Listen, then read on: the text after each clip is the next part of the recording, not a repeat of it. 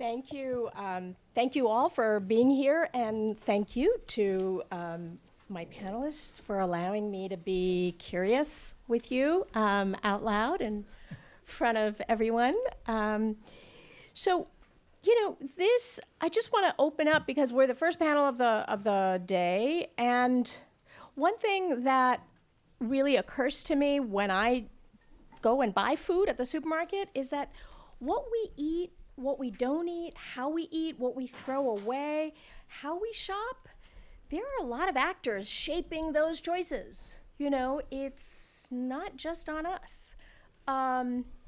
Food waste is part of that bigger picture. And I think that's kind of important to keep in mind, which also means that there are a lot of levers that you can pull because there are a lot of actors in this picture.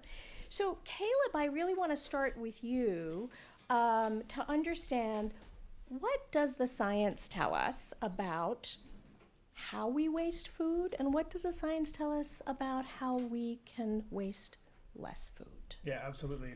Well, thank you so much for the question. Great to see so many people here in person and online. I work for an organization called RARE, which thinks about how to leverage behavioral science for environmental action. And what you just described perfectly is we're sitting in this constant decision matrix, making tens of thousands of decisions a day. Most of them, as you know from reading Daniel Kahneman, they're all that fast types of decisions you don't even know you're making. And then food sits in that context. And so within those thousands of decisions, we make empirically at least 200 different food decisions in a day. So you're talking about going to the store and then prepping food, eating it, and many of them you don't know what you're making. So obviously there's big levers that can change what you do. There's financial levers, there's subsidies and incentives that change behavior. There's policy levers that can incentivize certain actions or redistribute things. There's also tried and maybe less true, massive amounts of information levers that the environment field has used to try to inundate us with information about what to do and what not to do. Turns out that doesn't work as well as policy and finance. What we're tapping into more and more, particularly in food, is what does behavioral science have to offer? So things like nudging and choice architecture that Jana mentioned. How can you think about half portions, full portions, double portions? Do you really want that double portion, which most Americans are eating? Things like social appeals and social influence and norms. It turns out we behave a lot on what we think other people expect us to do. And RARE does an annual survey of climate behaviors.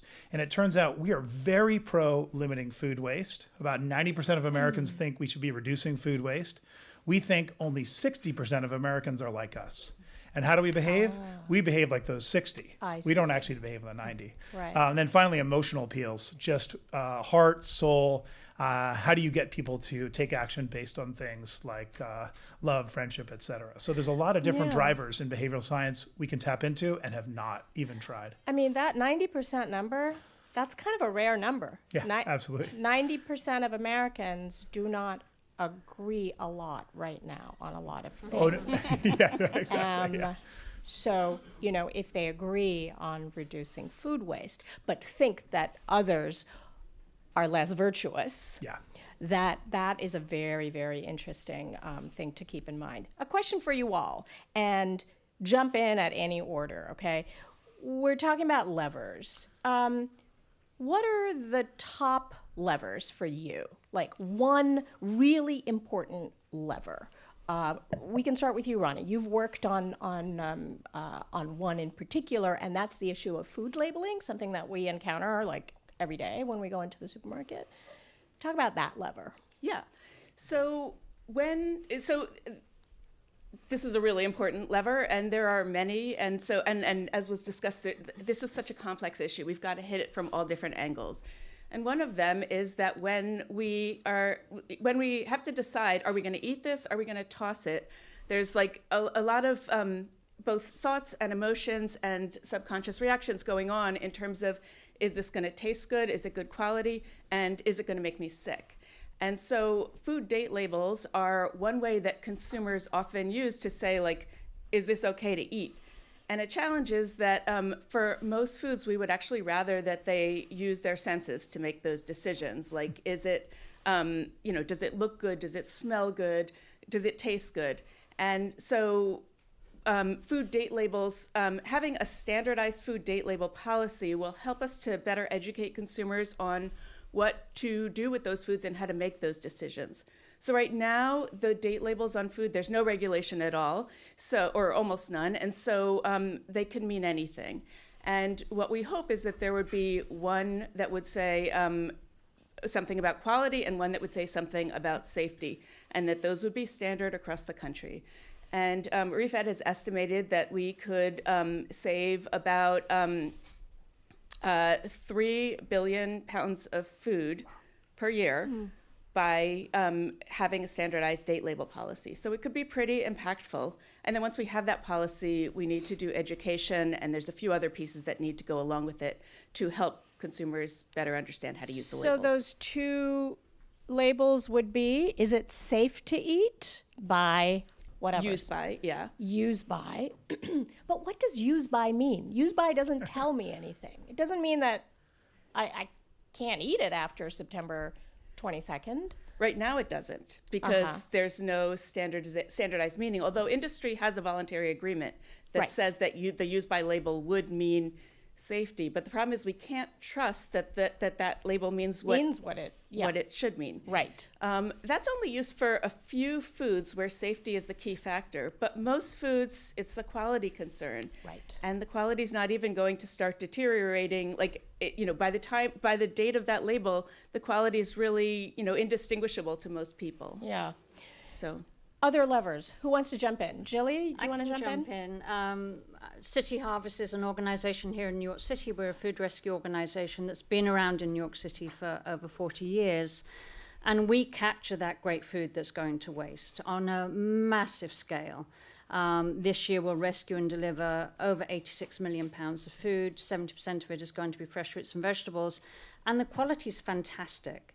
It's perhaps too much broccoli is being grown. The farmer, rather than ploughing that crop into the ground, will donate it to an organization like City Harvest. And we'll take that food and deliver it to a network of about 400 soup kitchens and food pantries in the 5 boroughs of New York City. One of the things we've placed a great deal of emphasis on in recent years is making sure that we look community by community in the city to really understand what's going to be culturally desirable in that community, because that's another area where we can begin to see food waste if we're bringing food that we think is right for the community. So listening to that feedback from the people who are eating the food, from the food pantries who are distributing it, becomes critical, because we want to prevent any of the food that we've rescued from going to waste in the home. That rescue is on the part of the farmer or the food distributor, that is voluntary or mandatory depending on what state they're in? That's right. Most of what we're rescuing is voluntarily donated. And just at a massive scale. As we know from organizations like REFED, there's so much food being produced that isn't getting used. And so we can be there somewhere along that line to make sure we're capturing it and getting it into the hands of too many people, certainly in New York City, but across the country, who need help putting food on the table. Another lever. Who wants to jump in? Hi, everyone. My name is Stacy Blondin. I'm here from the World Resources Institute. We work on food loss and waste issues across the spectrum from farm to fork. I'm a behavioral research associate, so I focus on the consumer level. I would probably challenge the idea that there's any single lever that's going to impact consumer food waste on a massive scale. But as Roni pointed out, there are some that are harder hitters than others. So the one I guess I will talk on that front would be leftover reuse. And that was one that was identified recently by the MITRE Gallup group as something that people are notoriously very bad at. And it's not only leftovers, but things that are kind of just sitting in our refrigerators going to waste. So there are a number of behavior change nudges that have come out on this front, including Use Me Up tape. The Oz Harvest group has released that. But then there are just simple solutions like color coding your refrigerator shelves from green to red in order of kind of need to eat. And then also there are more and more food sharing apps out there like Olio, and then there's Fridges where you can actually go and leave your food on a like Good Samaritan basis for other people to eat. So I think we really need to cultivate an underlying culture of sharing and really getting the most out of the food we are already preparing. What was that tape that you just said? Use Me Up tape. It's So you it says like literally use me up. It label looks like your- caution okay. tape, but Yeah. it's you can stick it on food and it doesn't like hurt produce. Tear it off before you eat it, but you can put it like on different shelves in your refrigerator or on the food I see. itself, and then it just indicates like this thing needs to be eaten when you open your refrigerator to prioritize what should be consumed first. So we've got labels, which is a policy lever. It's kind of like a national policy lever, or at least supermarkets would have to agree to something altogether. We've got food rescue, voluntary for the most part, but I think there are 5 or 6 states in the United States that have laws that say big food producers, big restaurants, food distributors have to keep their food waste out of the landfill, right? They could either compost it, they could do rescue, etc.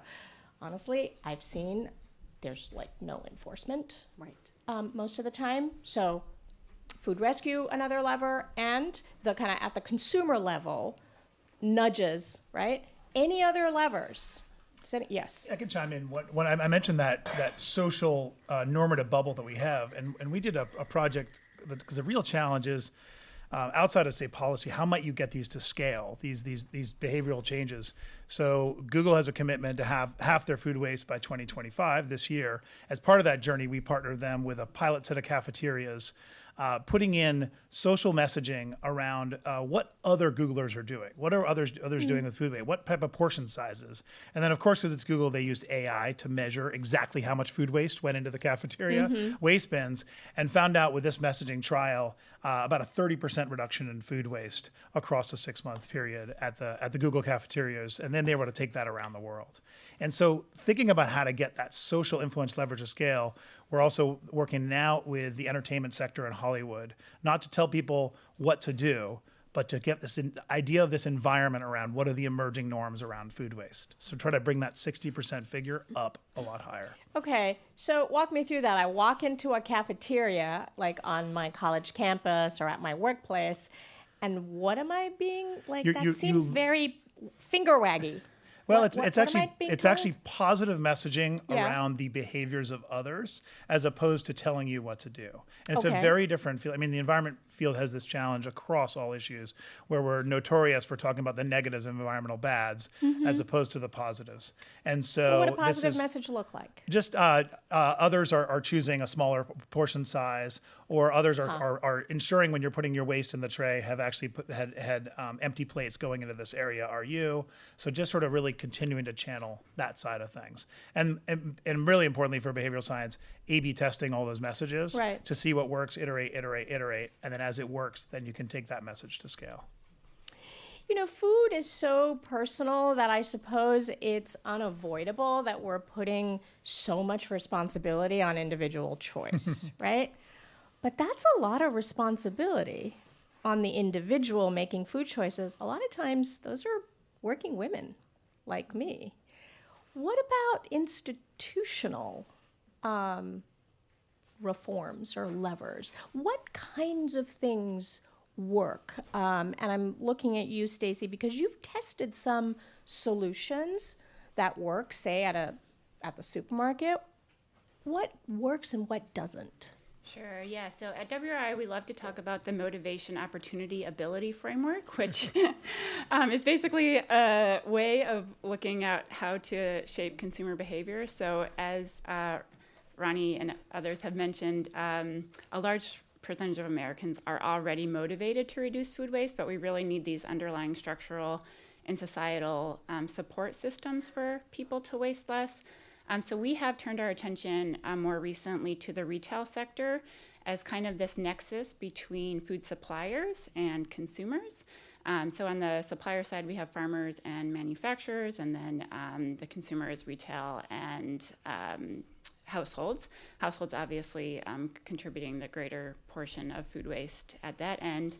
And on the retail side, we did recently trial in an online simulated shopping market 3 different trials, one of which involved using an auto-populated shopping basket based on recipes and a meal plan that you create yourself. It can be suggested for you as well, but then your basket is auto-populated, made for the number of people in your house.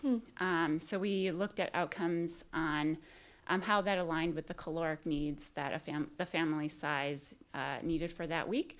And we did find that shoppers who used this tool were more closely aligned with their actual needs. And there was likely to be less wastage just because they weren't buying so many extraneous things. We haven't tested this, obviously, in a real world setting. And then we also looked at equalizing unit prices. So right now there is typically, at least in the US, an incentive to buy things in bulk, like apples or grains, or cereal or milk or anything pretty much. As you are looking at the unit price, you're thinking, okay, I'm gonna get a better deal if I buy the gallon of milk, even if your intention isn't to consume that full gallon. There's like some kind of, I don't know, thrifty or frugality motivation there. So we looked at equalizing unit prices. And again, we did see a positive direction toward people buying smaller quantities when they were in this simulated grocery that's shopping very setting. interesting. Yeah. Yeah. So those 2 things worked. right? Yeah, I will Auto-populating. caveat that it was a simulated. It was a simulated okay. study. And then Yeah. the final one, we did look at prompts, prompting people to shift from fresh to frozen alternatives where they kind of made sense. So, and again, we did see some trends toward when these prompts were placed in the simulated shopping setting towards people buying more frozen foods, which I think there's a lot of negative stigma around frozen foods. So, but there are some instances in which they can be kind of used more like direct one-to-one substitutions, like for smoothies and berries. There's really not a lot of difference once it's all blended up. And oftentimes frozen products are flash frozen, which means that the nutrients are preserved and the risk of going bad in your refrigerator is almost zero. Other policies that research says have worked, such as the 6 states that mandate, that you have to either donate or compost or send it to a biodigester. Is there evidence that these things are working? There is suggestive evidence that these are working, and there was a study that came out that said that they weren't, but there were a number of limitations to it. But there has been less food in the landfill and more composting, and there have been increases in donations as a result of these laws. So there's a need for more and further studies to sort of better demonstrate that. One thing to note about things like composting is that it's important to not have like there's a hierarchy or a noodle of like where are our preferred choices for reducing food waste. And the most important thing that we want to have happen is source reduction. We want to prevent it at the source, and from climate change perspective, that's where we get the biggest bang for the buck. And so even though like composting is really important and valuable, we still want to push towards prevention. And then after that, we want to push towards donation. So buy what you're going to eat. That's the first, right? Only what you're going to eat. That's the highest Yes. level bang for your buck. Next, donation. Next, compost. And there's a few other things And a in few between, other yeah. things. Yeah. I mean, eggshells and banana peels are great for compost, right? But a perfectly good block of cheese, maybe not great for compost. Home compost. Home But compost. Municipal compost, it could. Right. I want to ask, as we wrap up, these are extraordinarily turbulent times.